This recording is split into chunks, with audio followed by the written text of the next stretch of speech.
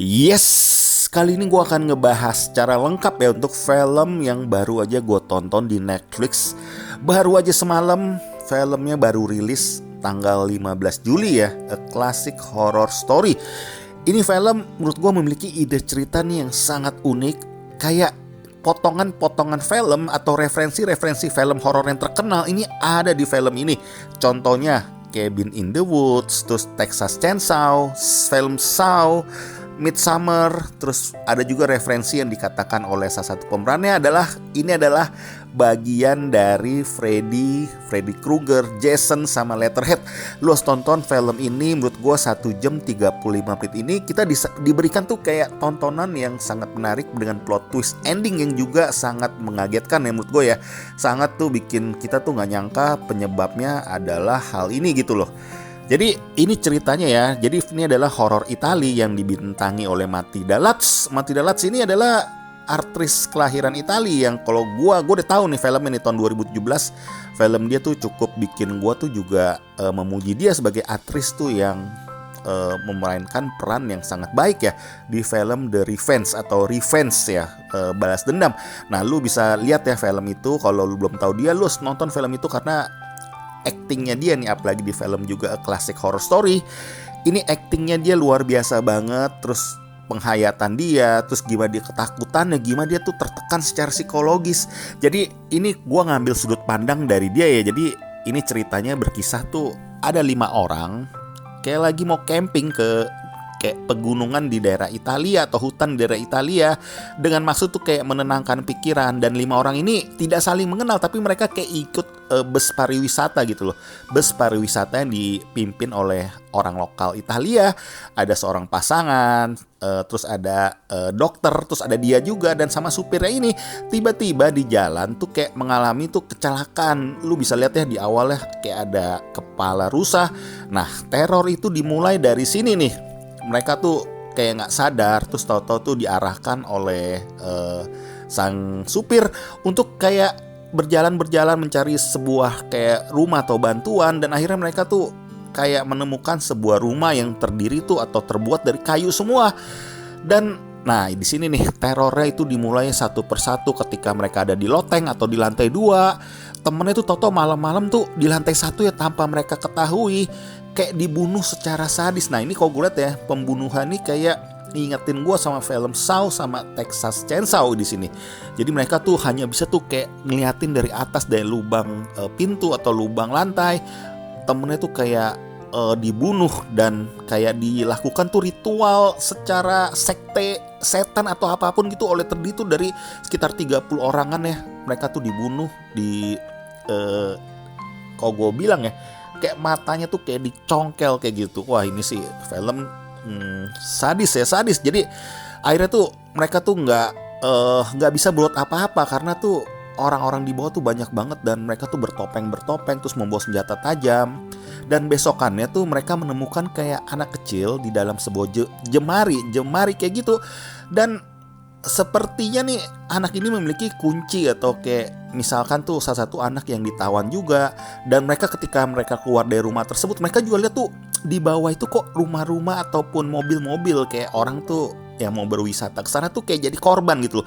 Banyak sekitar ada puluhan mobil tuh yang terbengkalai yang seperti di jalan tuh kayak entah kenapa kayak mengalami kecelakaan juga. Dan di sini ya lu harus perhatikan adegan demi adegan yang ada di film ini. Banyak kunci-kunci yang seperti yang gue pengen bilang di awal ini ya di review gue. Lu harus perhatikan ketika ada salah satu pemeran kayak memegang tuh telinga kayak Handy Talkie yang ada nempel di telinganya. Nah itu akan memegang kunci di dalam film ini. Jadi tuh besokannya tuh mereka kayak berlabuh juga dalam sebuah rumah. Dan ketika mereka bersembunyi, tahu-tahu ketika mereka bangun juga salah satu atau 2 orang temennya tuh dibunuh atau dilakukan tuh ritual tuh yang sangat menyeramkan nih. Kalau ini ngingetin gue sama film Midsummer nih. Jadi seperti yang gue bilang tadi, ini ada referensi film yang terkenal sebelumnya.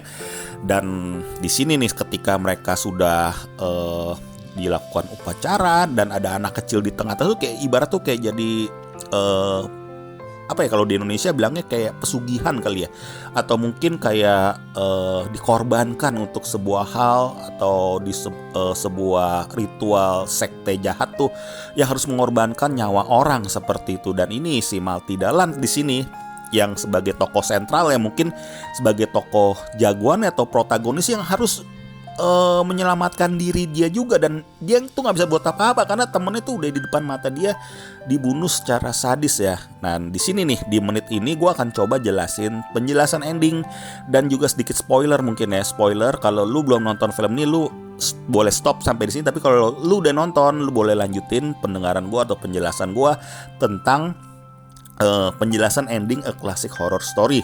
Jadi gue akan mulai yang seperti tadi gue bilang ya, kayak kunci dari awal lu bisa lihat ya, ketika mereka di mobil, mereka tuh udah di video-videoin sama salah satu seorang supirnya itu, kayak mungkin dalam hati mereka tuh kayak pengen membuat dokumentasi. Ternyata itu adalah sebuah hal atau ada sebuah tujuan yang lu harus tahu ya di awal ya.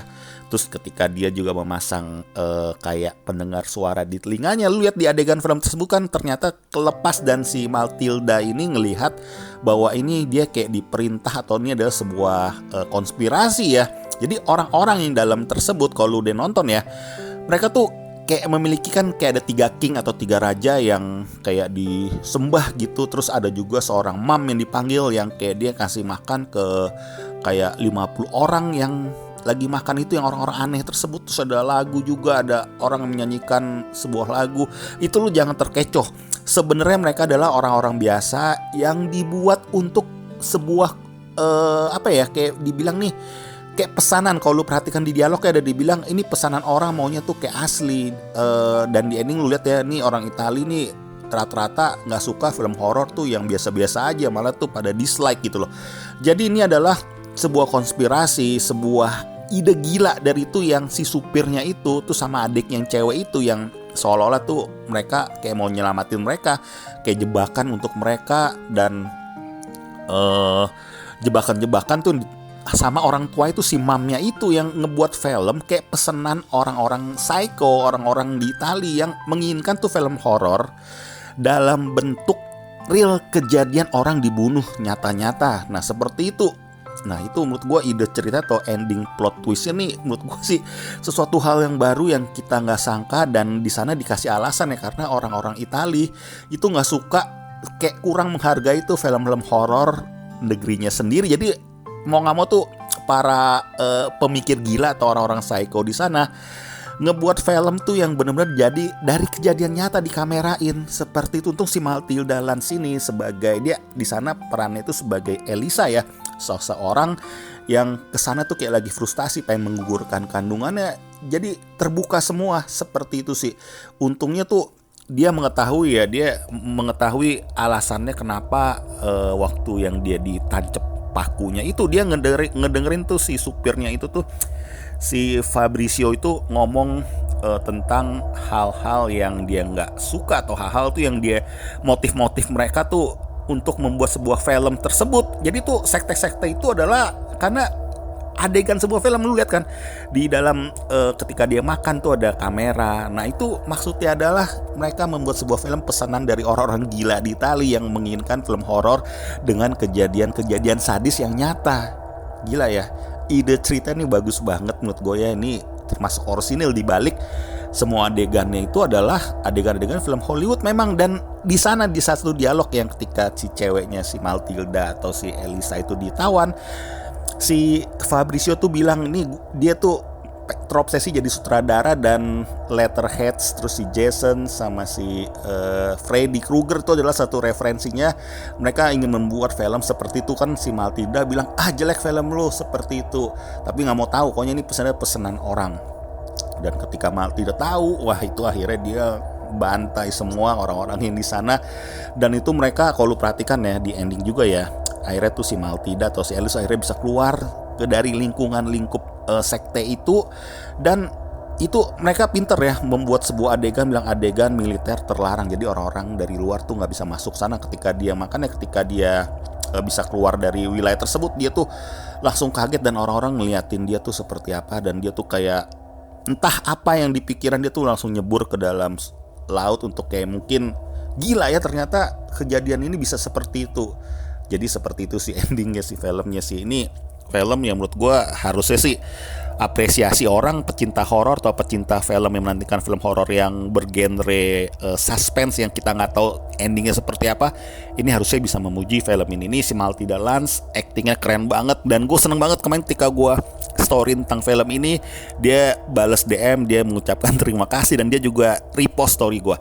Ini salah satu hal yang menurut gue sih nggak sombong nih Matilda Lance ini. Actingnya lu bisa lihat ya, penampilannya juga bagus banget, penghayatannya, ketakutannya, beban psikologisnya juga menurut gue actingnya ini luar biasa sih Matilda Lance ini.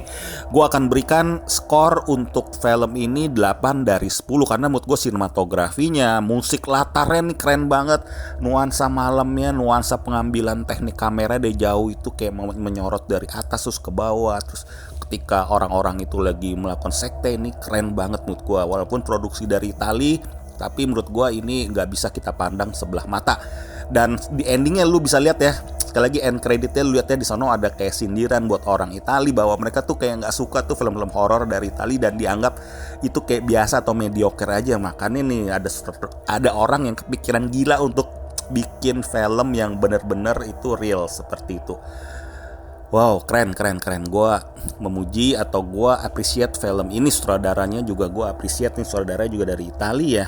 Namanya Roberto De Feo. Oke, paling kalau lu ada teori tentang film ini atau mau berdiskusi tentang film ini, jangan lupa lu tinggalkan di komen gue. Oke, terima kasih.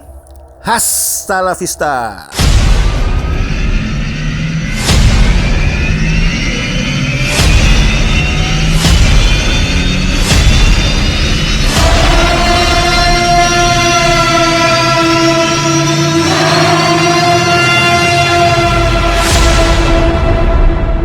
Halo masa bersama Watching Movie Channel. Jangan lupa support dan subscribe Watching Movie Channel. Terima kasih, hasta la vista.